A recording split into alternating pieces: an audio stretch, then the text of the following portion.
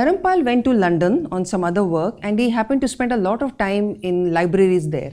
And he came across archival material of extreme significance. A series of surveys commissioned by British government in 19th century to assess the level of indigenous education in India.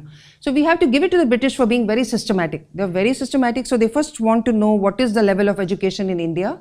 So they conducted a series of surveys in Madras Presidency, Bengal Presidency, Punjab, various parts of India.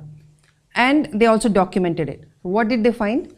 They found that every village in India had a Pathshala. And there were 100,000 Pathshalas in Bihar and Bengal alone. So just imagine, it's mind-boggling. One Pathshala in every village. And what was taught in those Pathshalas? Reading, writing, epics. All of them knew Mahabharata and Ramayana, Bhagavata.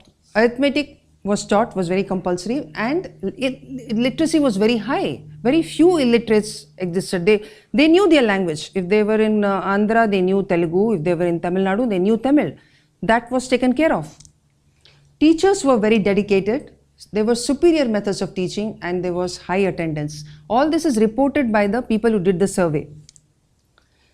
Another interesting thing was and which broke the stereotype that we have.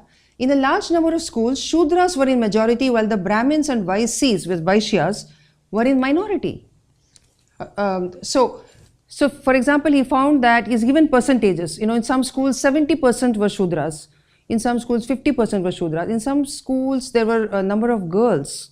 Like in Kerala, there were many schools which had girls, plenty of girls.